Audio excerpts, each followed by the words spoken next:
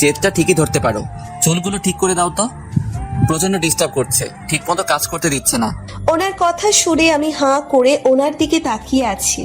উনি কি mind read করতে পারেন? তাহলে আমার মনের কোণের জায়গা সুপ্ত ইচ্ছেটা উনি কিভাবে জানলেন? আমাকে এভাবে বসে থাকতে দেখে উনি আবার বলে উঠলেন, এইভাবে হা করে বসে আছো কেন? তাড়াতাড়ি করো। কিছুক্ষণ আগেই বাস থেকে নেমেছি আমরা, গাড়ির জন্য অপেক্ষা করছি আমরা। এখান থেকে ভ্যানে করে অথবা রিকশায় করে বাকিটা পথ যেতে হবে। আঙ্কেল আর রুদ্র ব্যাগ হাতে দাঁড়িয়ে আছেন। একটু পর পর উনি আমার দিকে অগ্নি দৃষ্টি নিক্ষেপ করছেন। ভয়ে আমি কাছু হয়ে দাঁড়িয়ে আছি। অপেক্ষা করাটা ওনার কাছে বিরক্তিকর। ওনার মতে লাইফের প্রতিটি মিনিটের মূল্য অনেক। একটা মিনিট অপচয় মানে অনেক কিছু। উনি যে আমার উপর ক্ষেপে আছেন সেটা ওনার মুখ দেখে বোঝা যাচ্ছে।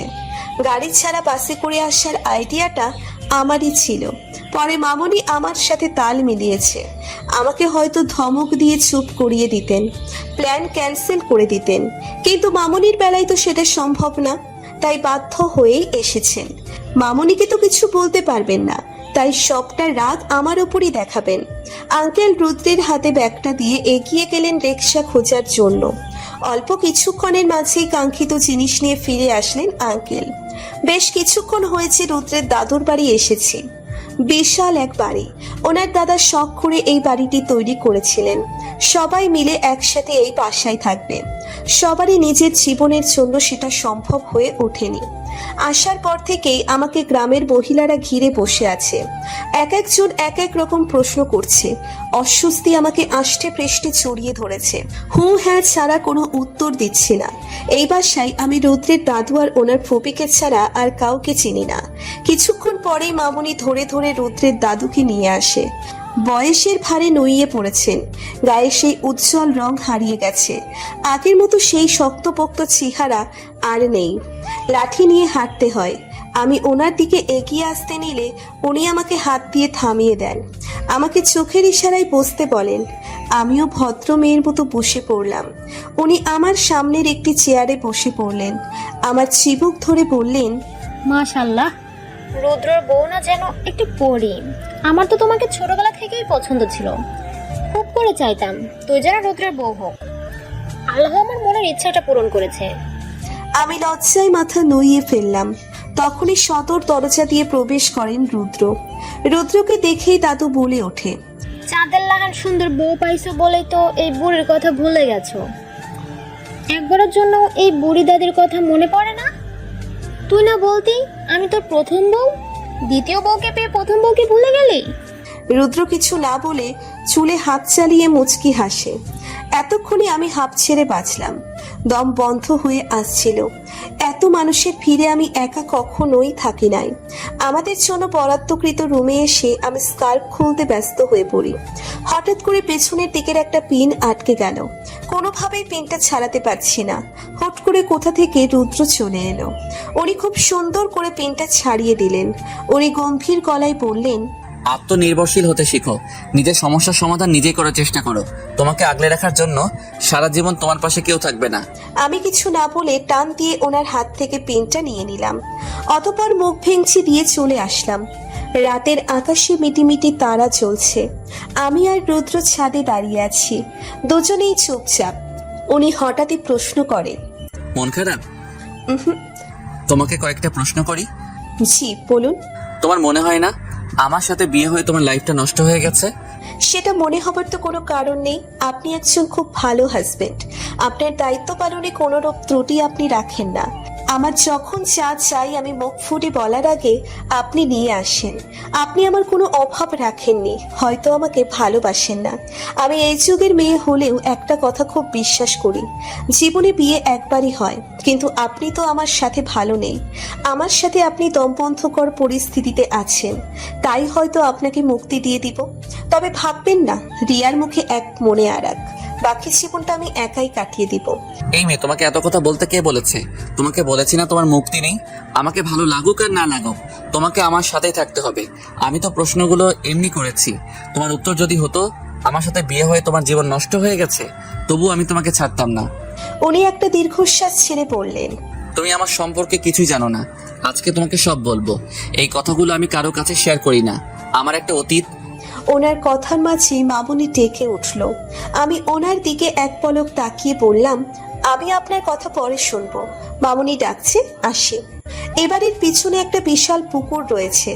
আমি হাঁটতে সেই পুকুর পাড়ে চলে এলাম। সময়টা এখন দুপুর, সবাই ঘুমোচ্ছে। এই দুপুরবেলা ঘুমানোর অভ্যেসটা আমার একদমই নেই। আনমনে পুকুরের পাড়ি দিয়ে হাঁটছিলাম।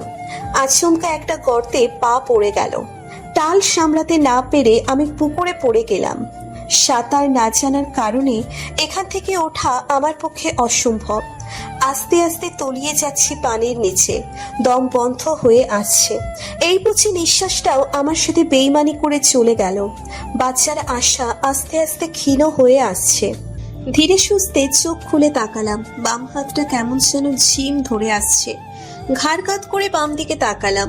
রুদ্র আমার হাত ধরে চোখ বন্ধ করে বসে আছেন। বাচ্চার আশা যখন ছেড়ে দিয়েছিলাম ঠিক তখনই রুদ্রকে দেখতে পাই। বাচ্চার ক্ষীণ আশা জেগে ওঠে মনে, কিন্তু পর মুহূর্তেই শরীর অসাড় হয়ে আসে, তলিয়ে যায় পানির নিচে। এই তো বৌমার জ্ঞান ফিরেছে। আচমকা কারো গলা শুনে চমকে উঠলাম। রুদ্র ফট করে চোখ খুলে তাকালো। চোখাচোখি হলো দুজনের। আমি ঘাড় কাত করে ডান দিকে তাকালাম। মামনি বিছানার এক পাশটায় বসে আছে, আঙ্কেল চেয়ারে বসে আছেন, সোফায় দাদু, ফুপি আর ফুপির এক মেয়ে বসে আছে। এখানে উপস্থিত অনেকেই আছে, কিছু অপরিচিত, কিছু অর্থ পরিচিত মুখ। এতগুলো লোকের সামনে আমি শুয়ে আছি, ভাবতেই কেমন লাগছে। আমি দ্রুত উঠে বসতে নিলে মামনি আমাকে ধমক দিয়ে পেছনে বালিশ দিয়ে আধশোয়া করে বসিয়ে দেয়। কিয়ৎক্ষণ রুদ্র আমার দিকে তাকিয়ে থাকে। হুট করেই রুদ্র এক ঘর লোকের সামনে আমাকে জড়িয়ে ধরে। আচমকা রুদ্রের কাজে আমি চমকে উঠি। পর মুহূর্তেই এক ঘর লোকের সামনে রুদ্র আমাকে জড়িয়ে ধরেছে। ভাবতেই লজ্জায় আমি মাথা নুইয়ে ফেললাম। কারো দিকে চোখ তুলে তাকানোর সাহস আমার হলো না। লজ্জা, অস্বস্তি আমাকে ঘিরে ধরেছে। রুদ্রকে দূরে সরানোর জন্য এই যে ধাক্কা দিচ্ছি, কিন্তু রুদ্রকে এক চুলও নড়াতে পারলাম না। বুঝতে পারছি না রুদ্র কি লজ্জা শরম বাজারে বিক্রি করে দিয়েছেন। দরজা লাগানোর শব্দে বুঝতে পারলাম আমাদের স্পেস দিতে সবাই চলে গেছে। ওনার হিমশীতল করা স্পর্শে আমি জমে গেলাম। ওনার হাত পা অসম্ভব রকম ঠান্ডা। আমি কিছু বলতে যাব তার আগেই উনি বলে উঠলেন, তুমি এত কেয়ারলেস কেন? তোমাকে ওই অবস্থায় দেখে আমার কি অবস্থা হয়েছিল তুমি জানো? দম বন্ধ হয়ে আসছিল। এই বুঝি আমার নিঃশ্বাসটাও চলে গেল। বারবার মনে হচ্ছিল তোমাকে হয়তো আমি হারিয়ে ফেলবো। তোমাকে ওই অবস্থায় দেখে নিজেকে ঠিক রাখতে পারছিলাম না। নিজেকে কেমন পাগল পাগল লাগছিল। তোমার কিছু হলে আমি কি নিয়ে বাঁচতাম? আমি মরেই যেতাম। ঘাটটা ভিজে ভিজে লাগাই আমি ঘাড়ে হাত দিলাম। উনি ফট করেই আমাকে ছেড়ে দিলেন, একদম রুমের বাইরে চলে গেলেন। আমি ওনার যাওয়ার দিকে এক পলক তাকিয়ে হাতের আঙ্গুলের দিকে তাকালাম। আঙ্গুলের ডগায় পানি চিকচিক করছে। আমার বুঝতে অসুবিধে হলো না যে এটা ওনার চোখের জল। ওনার রুম থেকে চলে যাওয়ার কারণটাও আমার কাছে অজানা নয়। উনি নিজের অনুভূতি লুকানোর ব্যর্থ চেষ্টা করে যাচ্ছেন। একটু পরেই মামনি রুমে আসলো, হাতে খাবারের প্লেট। আমাকে দেখে মুচকি হাসলো। প্রতি উত্তরে আমি মৃদু হাসলাম। মামনি খাবারের প্লেটটা নিয়ে আমার পাশে বসলো। রুদ্র তোকে আজকাল চোখে হারাচ্ছে। মামনির কথা শুনে আমি লজ্জায় মাথা নিচু করে ফেললাম। মামনি আলতো হেসে বলল, হয়েছে, আর লজ্জা পেতে হবে না। রুদ্র কোথায়? একটু আগেই তো এখানে ছিল। তুমি আসার কিছুক্ষণ আগেই রুম থেকে চলে গেল। এই ছেলেটাকে নিয়ে আর পারি না, কারো কথা শুনে না, নিজে যা বলে তাই ঠিক। কিন্তু তোকে নিয়ে ভীষণ পজিটিভ। আমার মনে হয় আমার ছেলেটা তোকে ভালোবেসে ফেলেছে। আমি মামনির দিকে প্রশ্নবোধক দৃষ্টিতে তাকাই। মামনি আলতো হেসে আমার মাথায় হাত বুলিয়ে দিতে দিতে বলল, তোকে পুকুর থেকে তুলে এনে পাগলের মতো চিৎকার করছিল। তোর জ্ঞান ফিরছিল না বলে পাগলামি করছিল, অস্থির হয়ে পড়েছিল। এর আগে আমি কখনো ওকে এতটা ডেসপারেট হতে দেখিনি। ডক্টর আরাফ আইমান রুদ্র, যার মন নাকি পাথরের মতো, জটিল জটিল অপারেশন করতে যার হাত কাঁপে না, তার নাকি আজকে সামান্য একটা ইনজেকশন পুশ করতে হাত কাঁপছিল। পরে তোর আঙ্কেল ইনজেকশন পুশ করে, ভেজা জামা কাপড় পরে নিয়েই তোর হাত ধরে বসেছিল। আমরা কেউ ঠেলে ওকে ড্রেস চেঞ্জ করতে পাঠাতে পারিনি। রুদ্রের এক কথা, যতক্ষণ না পর্যন্ত তোর জ্ঞান ফিরছে ততক্ষণ সে এখান থেকে এক পাও নড়বে না। মামনি আমার দিকে খাবার বাড়িয়ে দিতেই আমি কাচু মাচু মুখ করে মামনির দিকে তাকালাম। উনি হয়তো এখনো খাওয়া দাওয়া করেননি। আমি কি করে খাই?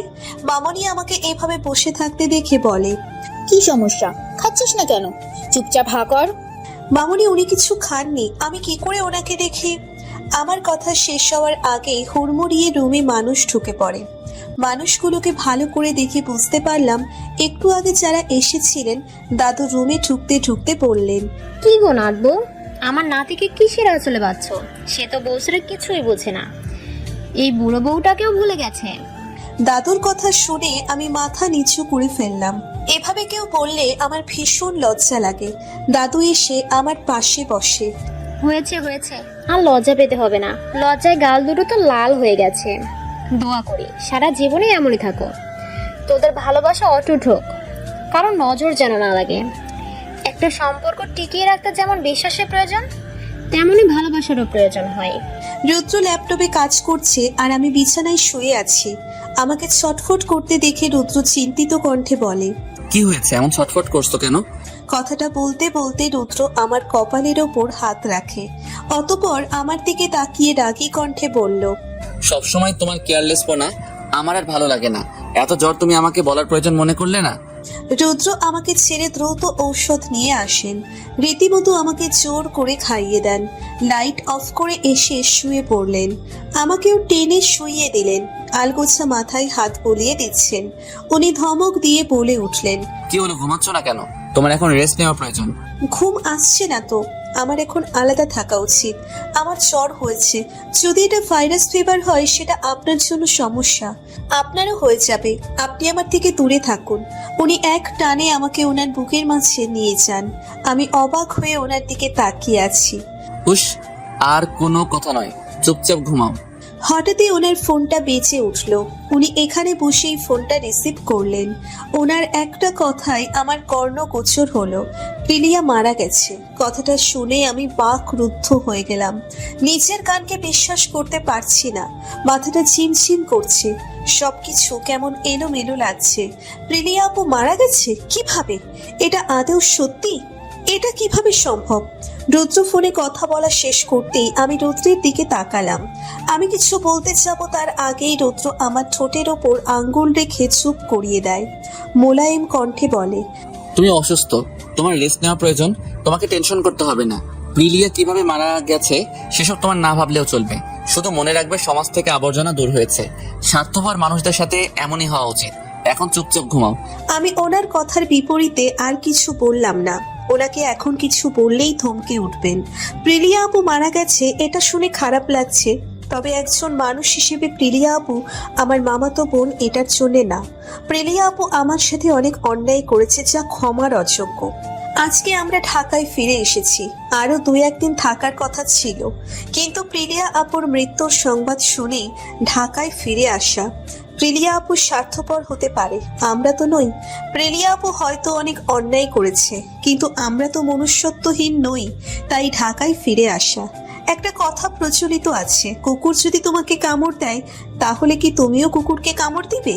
ঢাকায় এসে প্রথমেই রওনা দিই প্রিলিয়া আপুদের বাসার উদ্দেশ্যে। বাসায় পৌঁছতেই শরীরের ভিতর কেমন যেন একটা করে উঠল। ভেতরটা অস্থির অস্থির লাগছে। নিজেকে স্থির রাখার প্রচেষ্টা করেও ব্যর্থ হচ্ছি। রুদ্র হয়তো আমার পরিস্থিতিটা বুঝতে পেরেছেন, তাই তো পেছন থেকে এসে আমাকে ধরে আশ্বস্ত করেন। বাসায় প্রবেশ করতেই মামির হৃদয় বিদারক কান্না কর্ণগোচর হয়। মামি চিৎকার করে কাঁদছে। মামির কান্নার শব্দের নিচে সবার কান্নার শব্দ চাপা পড়ে গেছে। এই মানুষটার জন্যই এতক্ষণ ধরে ভীষণ কষ্ট হচ্ছিল। বারবার শুধু এটাই মনে হচ্ছিল, এই মানুষটা কিভাবে সহ্য করবে নিজের একমাত্র মেয়ের মৃত্যু। মামা আর প্রিলিয়া আপু আমাকে দেখতে না পারলেও মামি আমাকে ভীষণ আদর করত। মামির ভালোবাসার টানেই আমি এই বাসায় বারবার ছুটে আসতাম। রুদ্র আমাকে নিয়ে প্রিলিয়া আপু ডেড বডির কাছে যান। আমার আর রুদ্রের পিছনে মামনি, আঙ্কেল, রিদি আপু, লিয়াম ভাইয়া সবাই এসেছেন। নিধিকে বাসায় রেখে আসা হয়েছে। প্রিলিয়া আপুর লাশটা দেখার পর আমার অন্তরাত্মা কেঁপে উঠল। কি ভয়ানক মৃত্যু হয়েছিল প্রিলিয়া আপুর। মুখ থেতলে গেছে, দেখতে ভয়ঙ্কর লাগছে। আমি ভয় পেয়ে পিছিয়ে গেলাম। রুদ্র আমাকে শক্ত করে ধরে। আমি উল্টো ঘুরে রুদ্রের বুকে মুখ গুজে কেঁদে দিই। মামা সিঁড়ির কাছটাই বসেছিল।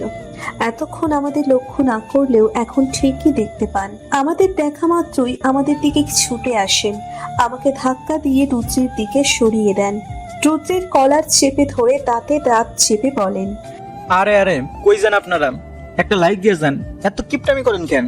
একটা লাইকই তো দিবেন। প্লিজ প্লিজ প্লিজ একটা লাইক দিয়ে যান।